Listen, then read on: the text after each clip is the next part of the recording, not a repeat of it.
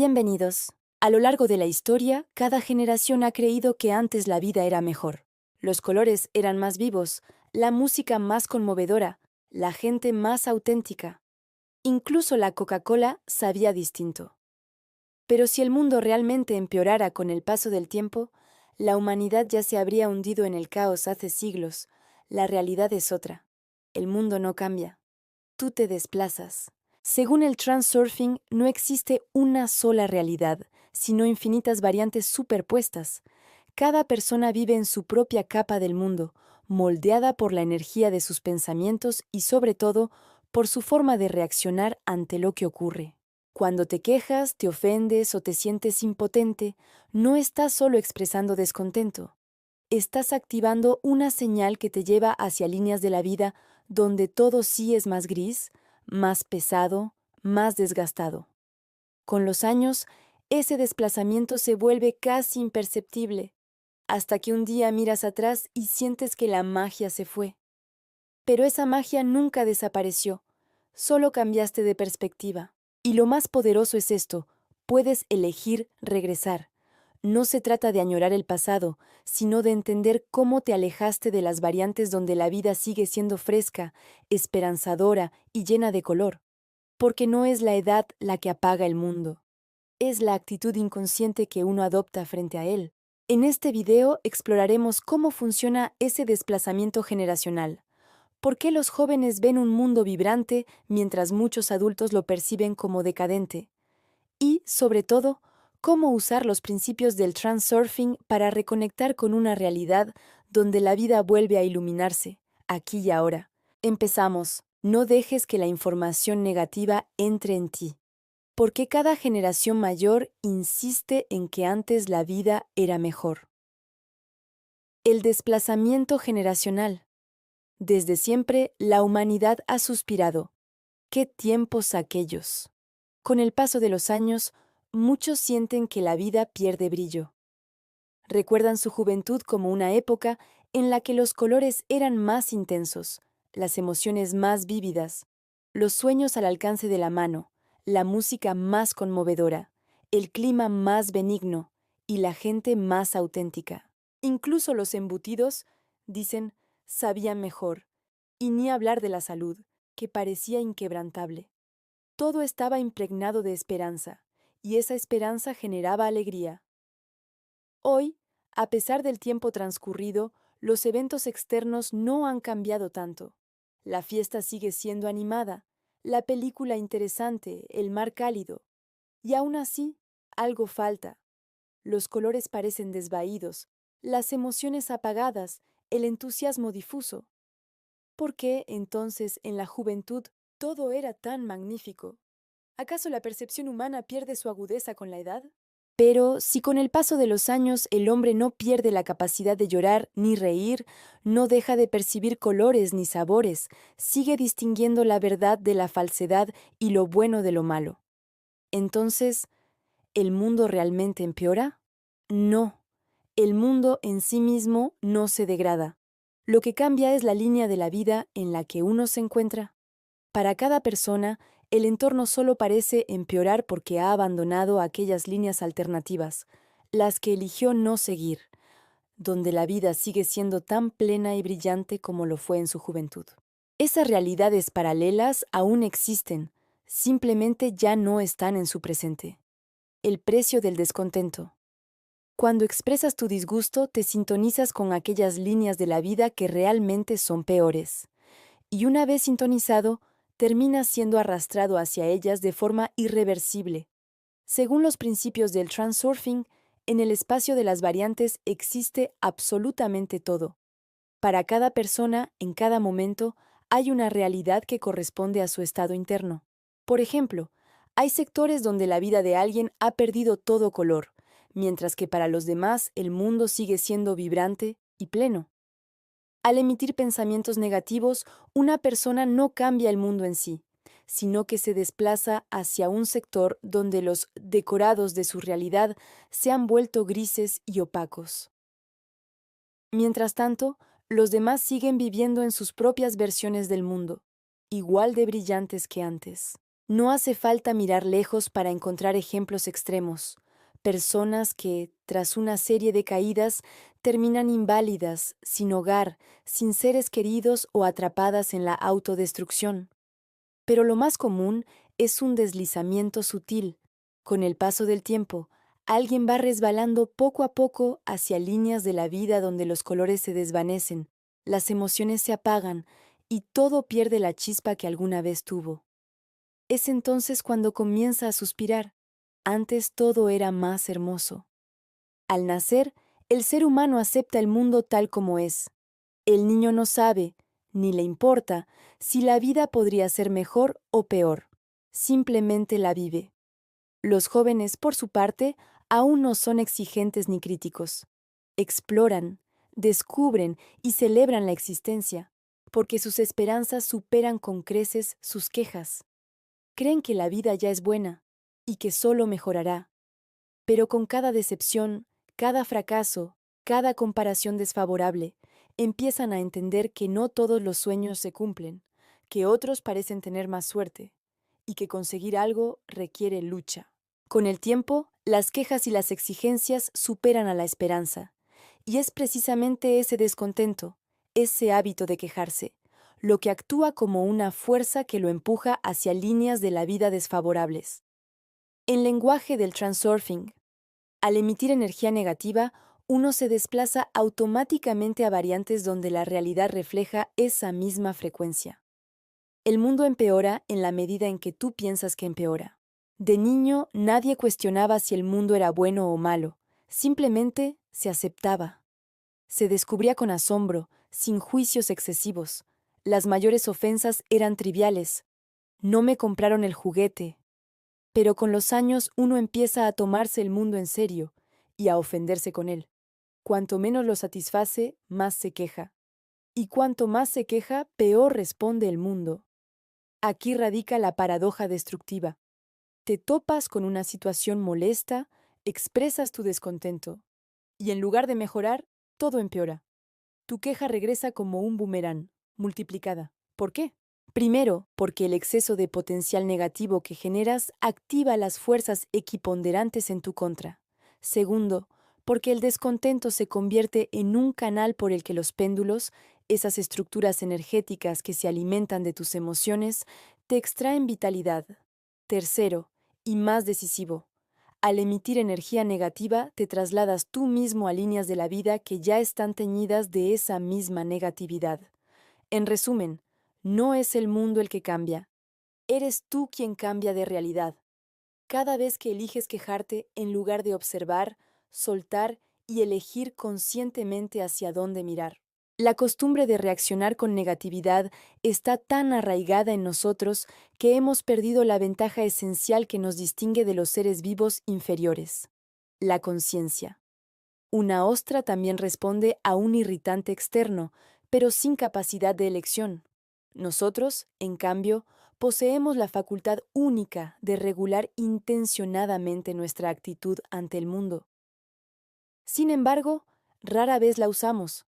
Ante cualquier incomodidad, reaccionamos con irritación, con queja, con agresión. Y es que malinterpretamos la agresión.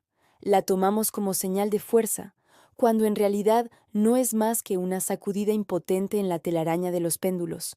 Esas estructuras energéticas que se alimentan de nuestras emociones descontroladas. Tú sientes que la vida ha empeorado con el tiempo, pero los jóvenes de hoy la perciben como plena, vibrante, llena de posibilidades. ¿Por qué esa diferencia? ¿Será que ellos ignoran lo maravilloso que era el mundo cuando tú tenías su edad? Pero fíjate, en aquel entonces ya había personas mayores que se quejaban exactamente igual, añorando sus tiempos de juventud. No se trata solo de una tendencia psicológica a embellecer el pasado, borrando lo malo y conservando lo bueno. El descontento está, sobre todo, dirigido al presente, percibido como inferior al ayer. Si fuera cierto que la vida empeora inexorablemente con cada generación, el mundo ya se habría desmoronado hace siglos. Piénsalo.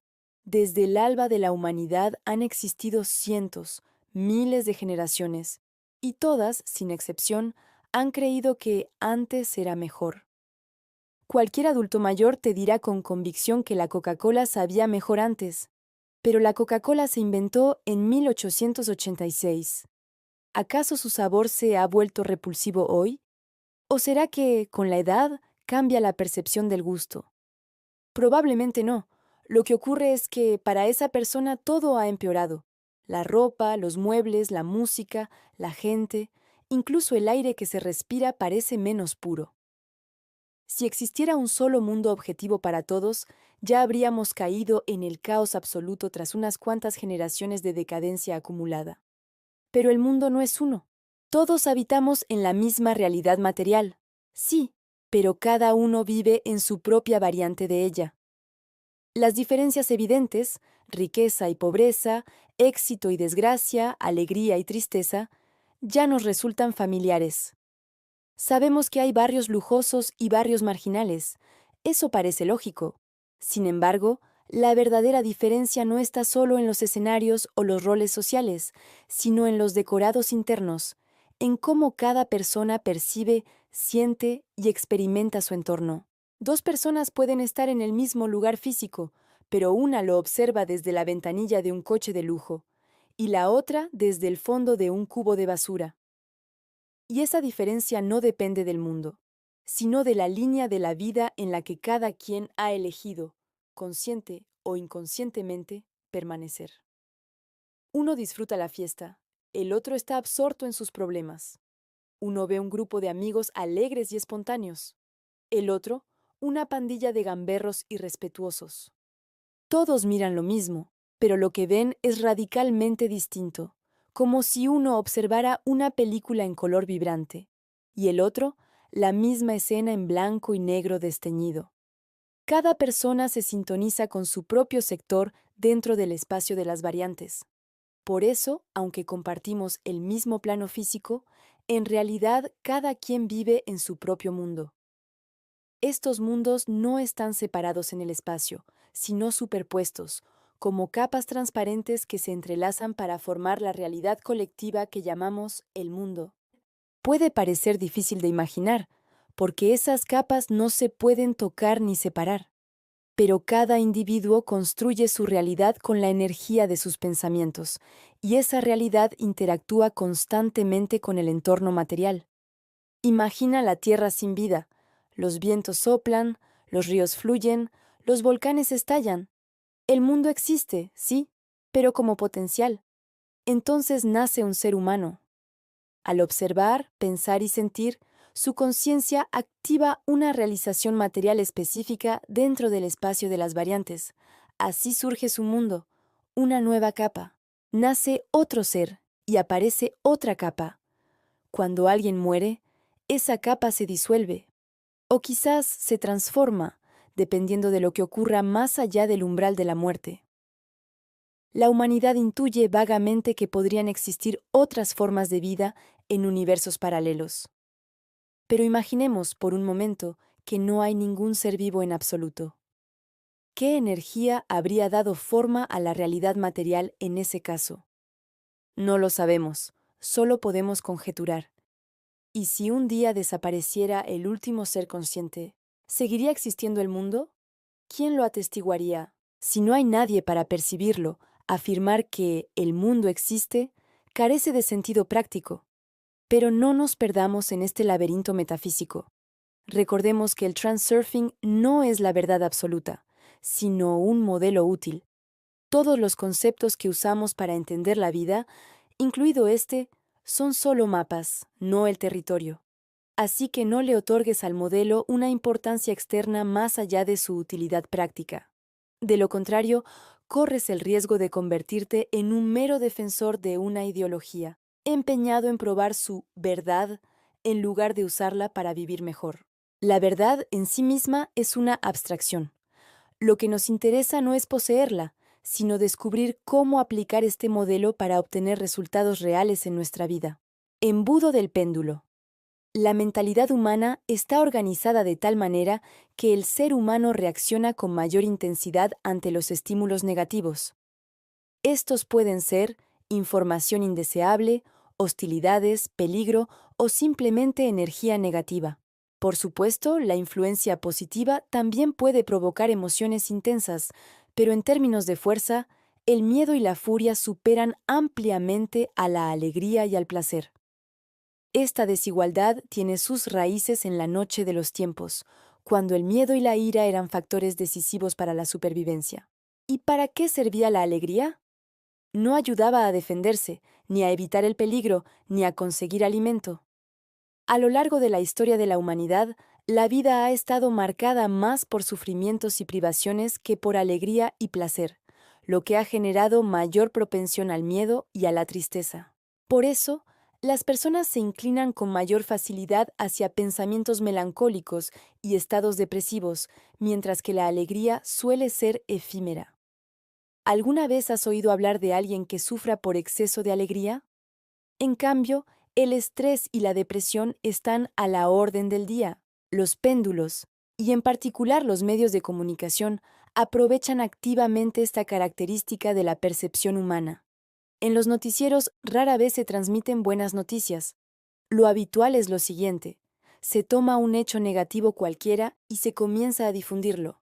Mientras surgen nuevos detalles, se saborean y dramatizan de todas las formas posibles. Así se presentan las catástrofes, los cataclismos, los actos terroristas, los conflictos armados y otros sucesos negativos. Pero observa una regularidad. Los acontecimientos se desarrollan como una espiral. Primero aparece la intriga. Luego, el desarrollo de esa intriga incrementa la tensión. Después llega la culminación, donde las emociones alcanzan su punto máximo. Y finalmente, se produce el desenlace, en el que toda la energía se libera al espacio, y por un tiempo reina la calma. Es como cuando las olas golpean la orilla. Suben, se intensifican, rompen y retroceden. Las telenovelas interminables se construyen siguiendo exactamente las mismas reglas. Objetivamente, muchas de ellas no contienen nada extraordinario. Todo el dramatismo es, literalmente, una invención. Sin embargo, basta con ver un par de capítulos para quedar atrapado. ¿Por qué? Si en esas historias no sucede nada verdaderamente interesante. Porque el péndulo de la telenovela capta la frecuencia de tu emisión mental, y tu atención se fija en ese sector del espacio de las variantes. Veamos cómo opera el mecanismo de esta espiral. Primero, el individuo se encuentra con algo que, en teoría, podría emocionarlo o no. Supongamos que se trata de una noticia negativa ocurrida en otro país. Este es el primer empujón del péndulo destructivo.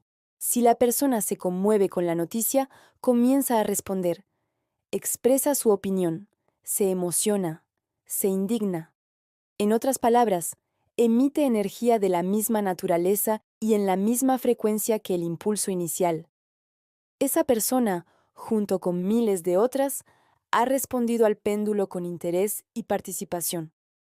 Su emisión entra en resonancia con el péndulo y le aporta energía. Mientras tanto, los medios continúan su campaña informativa, y el individuo sigue el desarrollo de los hechos con gran atención, suministrando más energía al péndulo. Así es como el péndulo atrae a sus partidarios a sus redes y les extrae energía. Quienes prestan atención a este tipo de noticias permiten que la energía negativa entre en ellos y se incorporan al juego, aunque inicialmente lo hagan como simples observadores imparciales.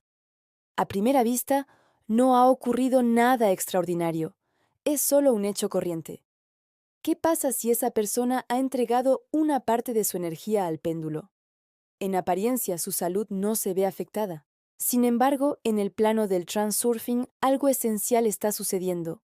Al emitir energía en la frecuencia de un suceso negativo, la persona se traslada a líneas de la vida donde eventos similares ocurren cada vez más cerca de su realidad.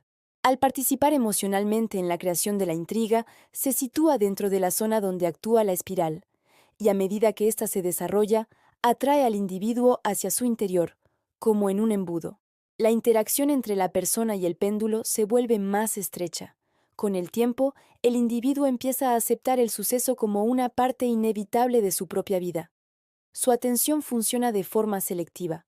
Comienza a notar noticias similares en todas partes, las discute con familiares y conocidos y recibe respuestas compasivas o preocupadas. La energía del péndulo crece y la persona, por la frecuencia de su propia emisión, se acerca progresivamente a líneas de la vida donde ya no es un mero espectador, sino un participante directo.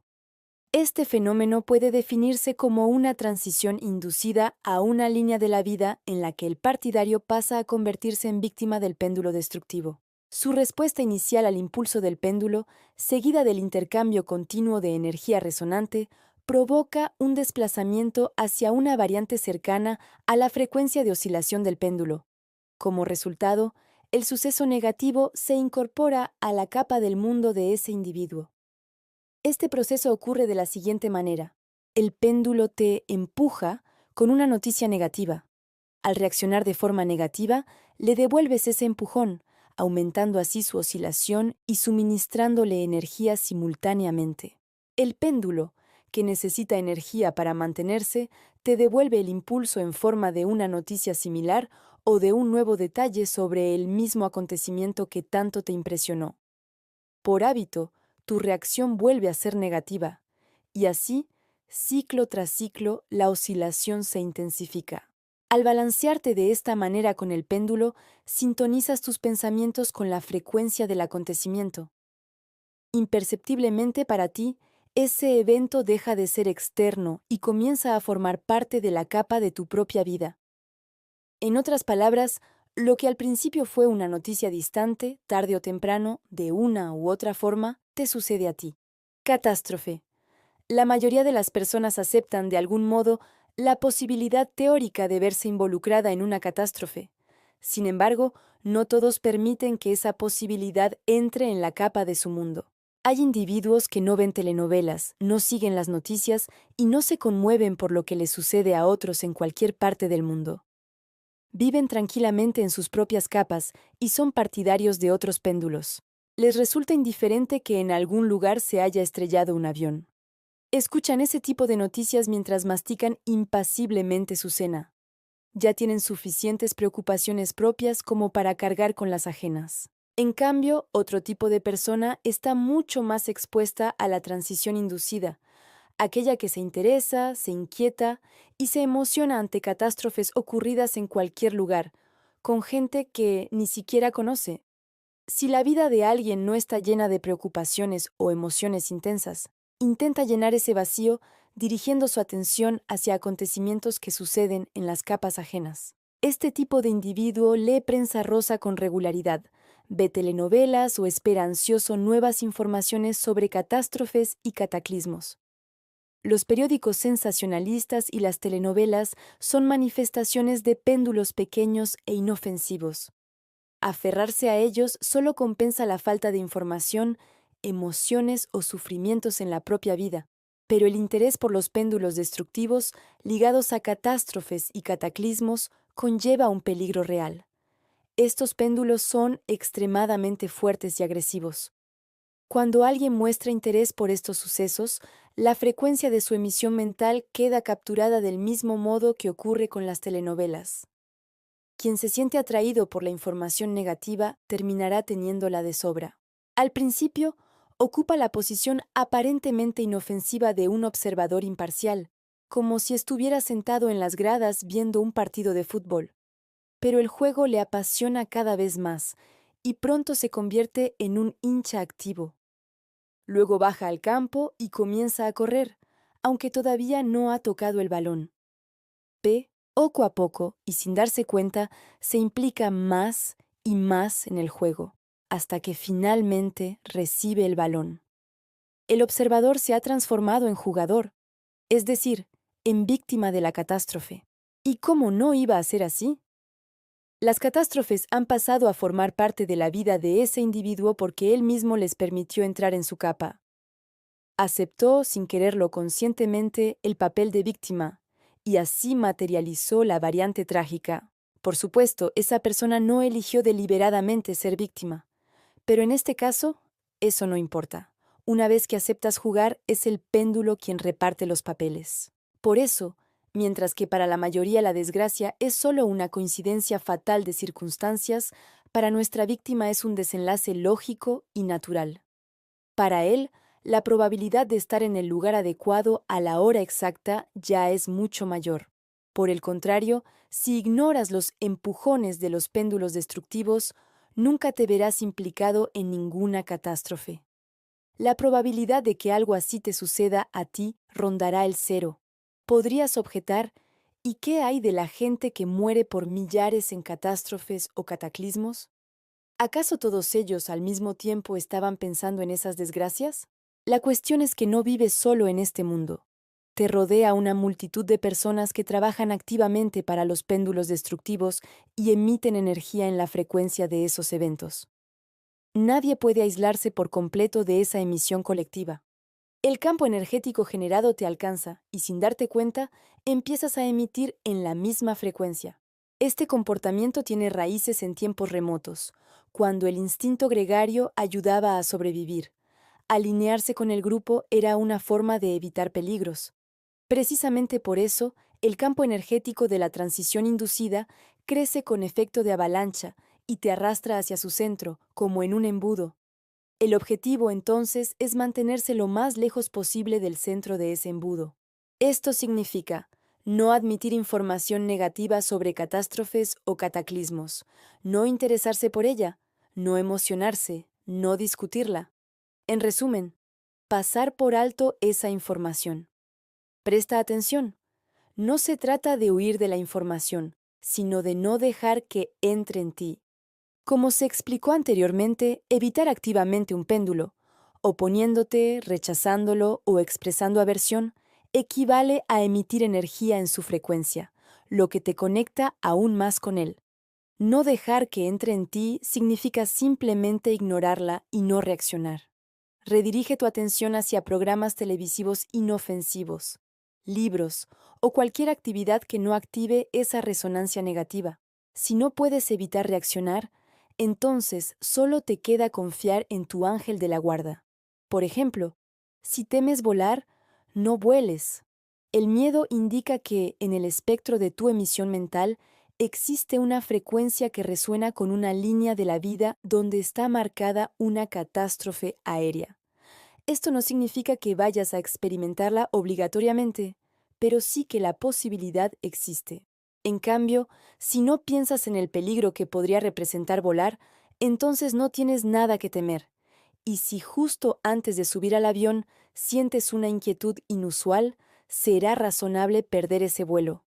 Ahora bien, si temes coger el avión pero no puedes dejar de volar, entonces debes aprender a oír el susurro de las estrellas de madrugada. ¿Qué es eso y cómo se hace? Lo descubrirás más adelante. Guerra. La guerra surge prácticamente del mismo modo que una pelea cotidiana. Primero, una parte expresa su opinión a la otra. La otra parte piensa lo contrario, por lo que esa expresión funciona como el primer impulso al péndulo destructivo. Ante ese primer empujón, el receptor responde con un impulso ligeramente más fuerte. El acusador, a su vez, replica con una agresión aún mayor. Así, progresivamente, la tensión se intensifica hasta que la situación llega a las manos. Se trata, en esencia, de una batalla entre dos péndulos que, al chocar, generan oscilaciones cada vez más potentes.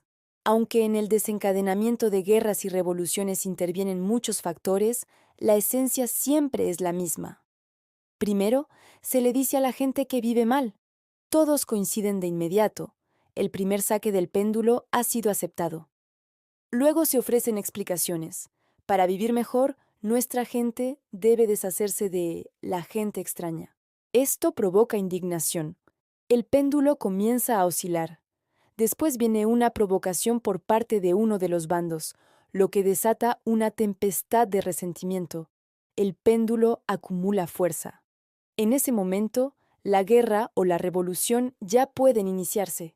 Cada nuevo golpe del péndulo genera una resonancia que amplifica aún más la oscilación. Los participantes en este juego experimentan una transición en cadena, similar a una avalancha, que los arrastra hacia líneas de la vida donde la tensión no cesa de crecer.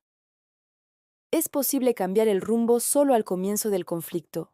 Una vez que la espiral gana impulso, la situación escapa de todo control.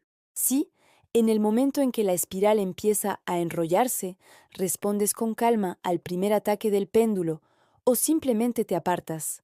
El péndulo se debilita o se extingue. Eso significa que no pasarás a la siguiente vuelta de la espiral, es decir, a otra línea de la vida más intensa y destructiva. En cambio, si aceptas las oscilaciones del péndulo, aunque sea para oponerte, la frecuencia de tu emisión se alinea con los parámetros de esa espiral y te desplazas hacia sus variantes asociadas. Por desgracia, aunque un individuo en particular no reaccione en absoluto al péndulo, eso no le garantiza quedar al margen de la guerra o la revolución. Si se encuentra atrapado en un torbellino de acontecimientos muy potente, le será prácticamente imposible salir, por mucho que lo intente. Sin embargo, al rechazar activamente el juego del péndulo, al menos conserva posibilidades adicionales de sobrevivir y salir con pérdidas mínimas. Aquí es crucial entender bien qué significa no aceptar la guerra o la revolución. Puedes odiar la guerra o luchar activamente en su contra, pero al péndulo no le importa si estás a favor o en contra. Cualquier energía le sirve, ya sea positiva o negativa. Si emites energía en la frecuencia de la guerra, aunque sea para condenarla, tu vida se desplazará hacia una línea donde la guerra está presente. Aceptar la guerra y participar en ella. Estás en el campo de batalla. Luchar contra ella con furia. No importa. La guerra te absorbe igual. No aceptar el péndulo significa ignorarlo. Claro, ignorarlo no siempre es posible. Y precisamente ahí radica el peligro de la transición inducida. Pero al menos, en ese caso, te niegas a adoptar la postura de ninguno de los dos bandos, ni la de quienes promueven la guerra, ni la de quienes la combaten con vehemencia. Siempre han existido países que optaron por la neutralidad y, manteniéndose al margen, observaron cómo naciones enteras se exterminaban mutuamente. Observa las manifestaciones y mítines donde la gente protesta con rabia contra operaciones militares. Para el péndulo que busca desencadenar la batalla contra su enemigo, esos manifestantes son partidarios tan fieles y deseables como los que apoyan abiertamente la guerra. Protestar activamente contra la guerra es, en términos energéticos, exactamente lo mismo que apoyarla, aunque los adversarios ingenuos de la violencia estén firmemente convencidos de lo contrario. La verdadera actitud que anula la guerra no es la oposición emocional, sino la comprensión lúcida. Revelar las verdaderas intenciones del péndulo, exponer sus motivos ocultos y desactivar su narrativa con propuestas pacíficas y conscientes. ¿Recuerdas la alegoría de la colmena de abejas salvajes? El péndulo convencía a sus seguidores de que las abejas eran extremadamente peligrosas y que había que exterminarlas. Pero en realidad, ¿qué es lo que el péndulo necesita? ¿Acaso no es su miel? Desempleo.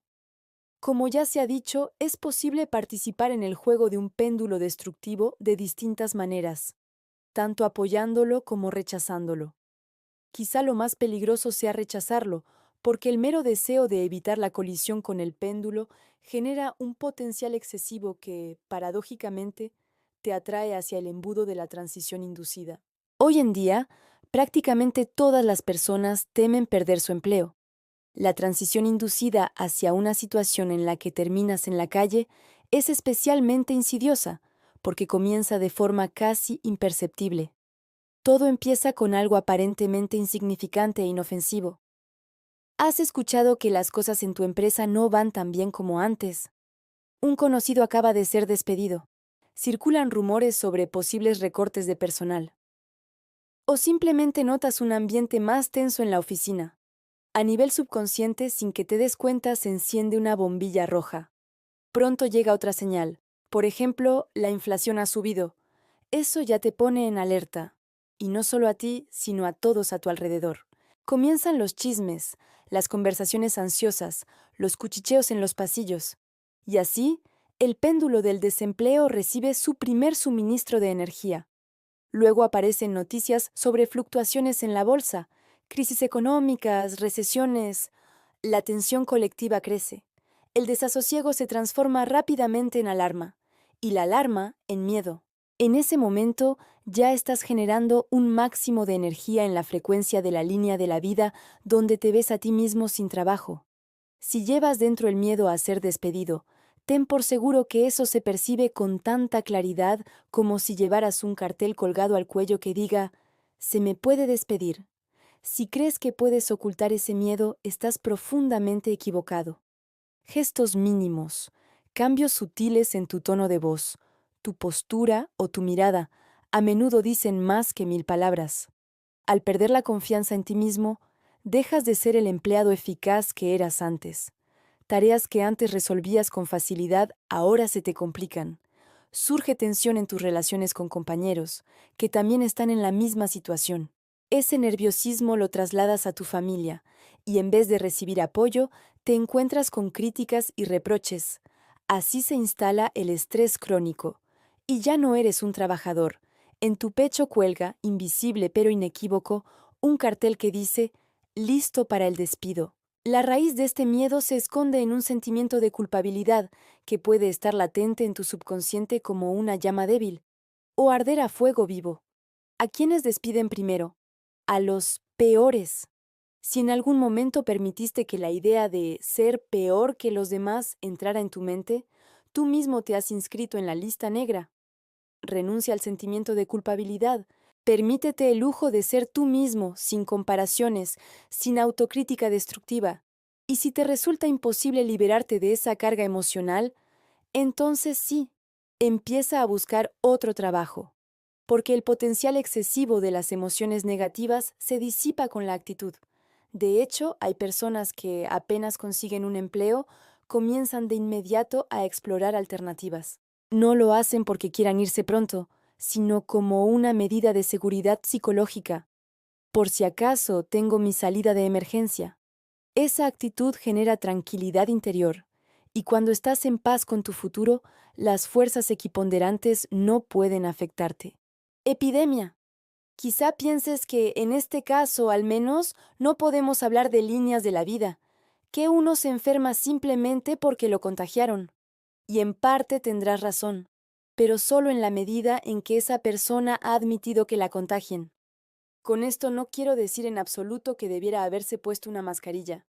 Eso, de cualquier manera, no le habría salvado. ¿No me crees? Bueno, con la pura teoría no podré demostrarte nada. Esto mismo ocurre con todo lo que trata este libro, pero tú tampoco te pondrás una mascarilla durante una epidemia de gripe solo para comprobarlo, ¿verdad? Por eso, voy a limitarme a decirte lo que sé.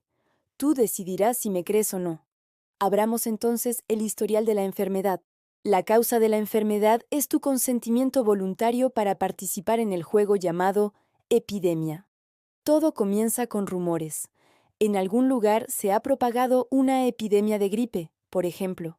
Todos saben que la gripe se transmite fácilmente por gotitas respiratorias de personas infectadas, así que, como cualquier persona normal, admites plenamente que eso pueda sucederte a ti también. Inmediatamente en tu mente se proyecta una película. Tienes fiebre, estornudas, toses, te sientes débil. Desde ese preciso instante ya estás en el juego, porque al imaginarlo emites energía mental en la frecuencia del péndulo destructivo. Inconscientemente comienzas a buscar confirmaciones de la epidemia. Tu atención se vuelve selectiva. Notas que mucha gente a tu alrededor estornuda. Siempre ha habido personas que estornudan. Lo que cambia es que antes no les prestabas atención. En el trabajo o en casa, alguien menciona la gripe. Tu suposición sobre la amenaza epidémica recibe nuevas pruebas. Incluso si no buscas activamente esa información y el tema no te conmueve especialmente, todo parece suceder por sí solo. Si desde el comienzo del juego te has sintonizado con la frecuencia del péndulo destructivo, tu conexión con él se fortalecerá progresivamente, independientemente de si participas conscientemente o no. Y si, además, no tienes nada en contra de enfermarte un poco, o si te sientes irremediablemente condenado a caer enfermo, entonces ya eres el partidario más activo del péndulo. Por el contrario, podrías decidir no enfermar y tratar de convencerte a ti mismo de que estás absolutamente sano y que no te pondrás malo. Pero eso no te servirá, porque si piensas en la enfermedad, aunque sea para negarla, estás emitiendo en su frecuencia. Y la orientación de tus pensamientos, si estás a favor o en contra, no tiene importancia. En otras palabras, si intentas convencerte de que no vas a enfermar, ya estás admitiendo la posibilidad de que sí puedas enfermar. Y por eso, ninguna convicción te protegerá. Las palabras dichas en voz alta solo conmueven el aire. Las palabras pensadas en silencio no son nada, pero la fe es una energía muy potente, aunque no se la oiga. No te salvarás aunque corras a vacunarte. De una u otra forma, te enfermarás. El primer síntoma te pone ante una elección. Al final, ¿te enfermarás o no? Te resistes débilmente y luego te resignas. Esa rendición introduce la corrección final en tu emisión y te trasladas a la línea de la vida donde te espera el menú completo de tu enfermedad. La transición inducida comenzó desde el momento en que aceptaste el juego del péndulo. Pero sí, en cambio, la epidemia te importa 3 pepinos, entonces no habrá transición alguna. O si estás de vacaciones, no te relacionas con nadie, no escuchas noticias y, por tanto, no sabes nada de la epidemia, el péndulo no te tocará. Simplemente se hundirá en el vacío como una piedra en el mar. ¿Alguna vez te has preguntado por qué los médicos no se contagian de sus pacientes? Muchos trabajan sin mascarillas, incluso en situaciones de alto riesgo. No es porque se vacunen constantemente, es imposible vacunarse contra todas las enfermedades. Lo que ocurre es que los médicos también participan activamente en el juego del péndulo de la enfermedad, pero desde un papel completamente distinto. No como víctimas, sino como observadores o agentes externos. A modo de analogía, cuando tengas la oportunidad, observa a las azafatas durante un vuelo. Esas hadas del aire recomiendan insistentemente que te abroches el cinturón, pero ellas mismas caminan por el pasillo como si, en caso de emergencia, pudieran mantenerse suspendidas en el aire como un picaflor. Un lector meticuloso podría preguntar, ¿y qué hay de los niños recién nacidos contagiados con el virus del SIDA? ¿También ellos emiten la frecuencia de transición? A esto respondo en 2 puntos. Primero, aquí analizamos la epidemia como una tendencia colectiva, no como casos individuales extremos. Segundo, no intento negar que exista el contagio físico, solo señalo que, paralelamente, hay una emisión de energía mental en la frecuencia de la enfermedad, que influye en la materialización de la experiencia. El transurfing no es un dogma, ni pretende ser la instancia final de la verdad. Ninguna idea debe elevarse a lo absoluto. Solo podemos observar regularidades, patrones, tendencias. Y la verdad siempre está por aquí cerca, pero ¿dónde exactamente nadie lo sabe? Pánico. El pánico es la forma más intensa y rápida de transición inducida. Es, además, el fenómeno que más claramente revela las características esenciales de este proceso. En primer lugar, la espiral se enrolla con una tensión extrema, porque la señal de peligro real siempre suena sumamente convincente. Ante ella, el ser humano se incorpora al instante al juego del péndulo destructivo. Por esa misma razón, las oscilaciones del péndulo aumentan con una rapidez casi explosiva, como una avalancha imparable. En segundo lugar, al dejarse arrastrar por el pánico, el individuo pierde casi por completo el control sobre sí mismo. Esto significa que se convierte simultáneamente en un receptor extremadamente sensible a las oscilaciones del péndulo y un retransmisor activo de esa misma energía, amplificándola sin darse cuenta. Y finalmente, el péndulo encuentra en el pánico su materialización ideal, la muchedumbre. En estado de pánico colectivo, las personas dejan de actuar como individuos y se fusionan en una masa emocional unificada, perfectamente sintonizada con la frecuencia del péndulo. Desafortunadamente, estos 3 factores combinados hacen que la tarea de hundir o extinguir el péndulo sea extremadamente difícil. En semejantes circunstancias, ni siquiera se le ocurre a uno pensar en métodos para resistir los péndulos. Todo el cuerpo y la mente están dominados por la reacción instintiva. Sin embargo, si logras dominarte y no te entregas al pánico, tus posibilidades de salvar tu vida y la de otros aumentan considerablemente. Por ejemplo, a bordo de un barco a punto de naufragar, la gente suele agolparse frenéticamente alrededor de los mismos botes de salvamento, generando caos, empujones y bloqueos. Mientras tanto, otros botes, idénticos y completamente vacíos, están justo al lado. Solo haría falta un instante de lucidez para mirar alrededor y actuar con calma. Pero ahí radica justamente la pérfida naturaleza de la transición inducida. Funciona como un embudo poderoso que arrastra hacia su centro todo aquello que apenas lo ha rozado. Y una vez dentro, escapar requiere una conciencia despierta. Precisamente lo que el pánico anula. Pobreza. Si razonamos lógicamente, ¿cómo puede hacerse rico un hombre humilde nacido en los tugurios? No exploraremos caminos criminales ni relatos idealizados de millonarios que triunfaron de la noche a la mañana. Ahora bien, los razonamientos basados en el sentido común no nos llevarán a ninguna parte. Entonces, ¿qué utilidad tiene la lógica convencional? El transurfing no cabe dentro de los límites del sentido común, pero permite lograr lo que parece imposible. Al actuar lógicamente, obtenemos el resultado correspondiente. Si uno nace en la pobreza, está rodeado de miseria y se acostumbra a ella. Se sintoniza naturalmente para emitir energía en la frecuencia de la línea de la vida pobre. Pasar a una línea de abundancia propia resultará extremadamente difícil si la persona solo odia su pobreza, envidia a los ricos y se impacienta por volverse rico.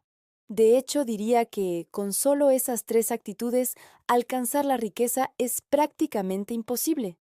Veamos por qué. Uno de los primeros descubrimientos que hacen los niños al despertar a la conciencia es que no basta con querer evitar algo para librarse de ello. A menudo, desde lo más profundo, surge un grito desesperado. Pero si es tanto que no lo quiero, lo odio, entonces ¿por qué no me deja en paz?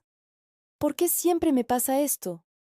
No solo los niños formulan estas preguntas en un arrebato de cólera, también los adultos.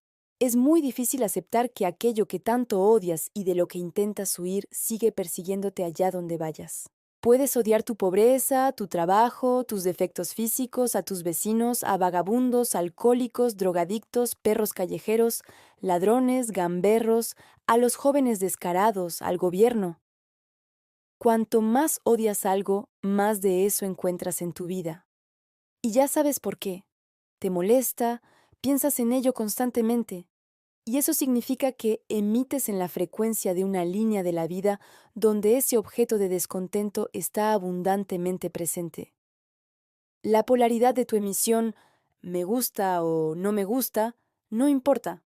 De hecho, la negativa suele ser más eficaz porque contiene emociones más intensas. Por otro lado, aquello que te causa desagrado se convierte en un péndulo destructivo, y con tus emociones negativas lo balanceas cada vez más fuerte, alimentándolo sin darte cuenta. Finalmente, si odias algo con mucha intensidad, creas un potencial excesivo. Las fuerzas equiponderantes se alinean en tu contra, porque les resulta más sencillo eliminar al adversario que transformar un mundo que no le conviene a alguien. Imagina cuántos factores perjudiciales se generan desde una simple actitud negativa hacia la vida. Volviendo al hombre nacido en la pobreza. Él sueña con ser rico. Pero, como bien se sabe, soñar no cambia nada. Uno puede quedarse arrellanado en el sofá, suspirando con pereza. Sería estupendo tener ahora un platito de fresas. Pero ¿de dónde lo saco? Si estamos en invierno y en invierno no hay fresas. Así, aproximadamente, sueña un pobre con la riqueza. Si no está dispuesto a actuar para conseguir lo que desea, jamás lo alcanzará. Y no actúa porque está convencido de que, por mucho que se esfuerce, nada le saldrá bien. Así se cierra el círculo. El deseo, por sí solo, no tiene fuerza, ni siquiera es capaz de mover un dedo. Lo que mueve el mundo es la intención, es decir, la firmeza de actuar, y la intención incluye también la disposición de tener. A esto podrías responder, pero si eso no se me puede quitar, quiero ser rico, es muy fácil. No, hay una gran diferencia entre querer y estar dispuesto a hacerlo. Por ejemplo, un pobre no se siente a gusto rodeado de ricos o en una tienda de lujo, aunque intente convencerse de lo contrario, a sí mismo y a los demás. En lo más profundo de su ser, no cree merecer esa vida. La riqueza no entra en su zona de confort, no porque sea incómoda, sino porque está completamente fuera de su experiencia interna. Como dice el refrán, el nuevo sillón es más cómodo, pero el viejo es más acogedor. Los pobres solo conocen el lado exterior de la riqueza. Casas lujosas, coches caros, joyas, clubes exclusivos. Si metes a un pobre en ese ambiente, se sentirá incómodo. Y si le das un saco de dinero, empezará por hacer tonterías y terminará perdiéndolo todo. ¿Por qué? Porque la frecuencia energética que emite está en fuerte disonancia con la vida próspera. Mientras un pobre no integre en su zona de confort los atributos de la riqueza, mientras no aprenda a sentirse dueño natural de cosas valiosas, seguirá siendo pobre, incluso si encuentra un tesoro. Otro obstáculo en el camino hacia la riqueza es la envidia. Envidiar significa enojarse con el éxito ajeno. Este sentimiento no tiene nada constructivo. Por el contrario, posee un elemento profundamente destructivo. La psicología humana funciona de tal manera que, cuando uno envidia algo que desearía tener, intenta devaluarlo para aliviar su dolor. Así opera la llamada envidia negra. Envidio lo que tiene ese hombre, yo no lo tengo, y es poco probable que lo logre, pero ¿en qué soy peor que él? Por tanto, lo que él tiene debe ser malo, y yo no lo necesito. De esta manera, el deseo de poseer algo se transforma en una defensa psíquica y poco después en un rechazo consciente o inconsciente. Este rechazo ocurre a nivel sutil. La conciencia desprecia el objeto de envidia solo para sentirse en paz consigo misma, pero el subconsciente lo toma al pie de la letra. Y aquí es donde el subconsciente hace un flaco favor. Hace todo lo posible para que el envidioso nunca obtenga aquello que ha desvalorado y rechazado. Ya ves qué fuerzas tan tenaces mantienen a una persona en la línea de la vida pobre. Y la situación es aún más dramática en el caso inverso, cuando alguien pasa de una línea próspera a una línea de pobreza. Una persona completamente exitosa puede perderlo todo y terminar en la calle. La perfidia de la transición inducida radica en que, al principio, la espiral se desenrolla lenta e imperceptiblemente, pero luego acelera hasta volverse imparable. Todo comienza con dificultades financieras temporales. Cualquiera puede atravesar aprietos económicos en algún momento. Es tan común como que llueva el día que planeabas ir de picnic. Si ante eso no te enfureces, no te deprimes, no te preocupas ni te sientes ofendido por la vida, entonces las oscilaciones del péndulo destructivo, al quedarse sin suministro energético, se extinguirán por sí solas. La transición inducida solo comienza si agarras el extremo de la espiral, y para que la espiral se enrolle, debes responder a las provocaciones del péndulo. Tu primera reacción ante la provocación es disgusto. Para el péndulo, este apoyo es aún débil. Si tus emociones terminan ahí, el péndulo se detiene. Pero si tu reacción es indignación, ya es más fuerte. El péndulo se anima y te envía información. Alguien tiene la culpa de tus problemas. Ante ese segundo empujón, respondes con palabras o acciones contra los culpables. Ahí, el péndulo destructivo cobra vida plena y comienza un nuevo giro. Te reducen el sueldo, suben los precios, te exigen pagar deudas o cualquier otra presión financiera. Presta atención. En esta etapa, aún no percibes que hay un proceso en marcha. Te parece que son solo disgustos normales, pero en realidad es un proceso dirigido, que tú mismo induces al responder a las oscilaciones del péndulo. Tu emisión energética se reorganiza progresivamente, dejas de sintonizar con la línea donde eres próspero y comienzas a alinearte con la línea donde eres desafortunado y enojado. Así, te trasladas a una variante acorde con tu nueva frecuencia mental. Tu situación empeora paulatinamente. De todas partes llegan malas noticias: inflación, recesión, crisis en tu empresa. Empiezas a discutir activamente esas noticias con familiares y conocidos. Esas conversaciones, por regla general, se mantienen en el terreno de lo destructivo. quejas, descontento, agresión contra supuestos culpables. Esto se observa con claridad en empresas que van mal. Allí, el día comienza con el postulado "no hay dinero", como si fuera una plegaria matutina. En esta etapa ya estás totalmente absorbido por la espiral. Tu emisión está plenamente sintonizada con la frecuencia del péndulo destructivo. Como las cosas van de mal en peor, te invade la preocupación. Aunque su energía sea pequeña, el péndulo la asimila con facilidad y se vuelve aún más descarado.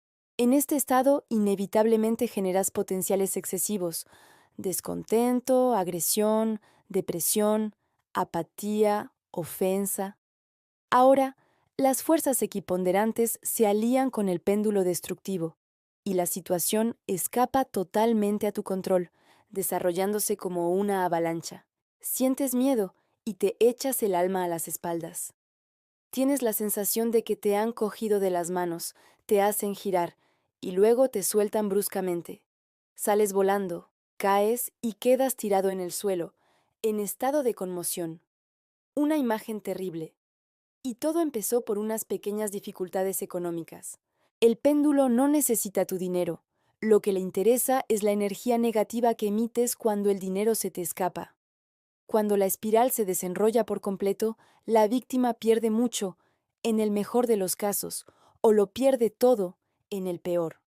Desde ese momento ya no le sirves al péndulo, porque ya no tienes energía que ofrecerle.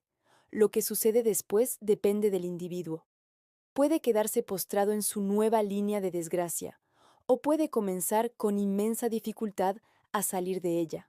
Esta transición inducida puede ocurrir tanto a nivel individual como colectivo. En el segundo caso, ya no es una espiral simple, sino un verdadero remolino, del que salir resulta extremadamente difícil. El único antídoto contra la transición inducida es no agarrar el extremo de la espiral y no entrar en el juego del péndulo destructivo. No basta con entender cómo funciona el mecanismo. Hay que recordarlo constantemente. Tu celador interior no debe dormirse. Detente a ti mismo cada vez que, por costumbre, como en un sueño, estés a punto de aceptar el juego del péndulo. Expresar disgusto, mostrar indignación, revelar preocupación, participar en conversaciones destructivas. Recuerda, todo lo que provoque una reacción negativa en ti es el resultado de la actividad provocativa de los péndulos destructivos. En un sueño todo ocurre igual. Mientras no te das cuenta de que solo es un sueño, eres una marioneta en manos ajenas, y las pesadillas te dominan. Pero en el instante en que despiertas, te sacudes la ilusión, reconoces el juego. Ya eres dueño de la situación. Y mientras a tu alrededor todos parecen zombis arrastrados por la espiral, tú caminas con lucidez, libre,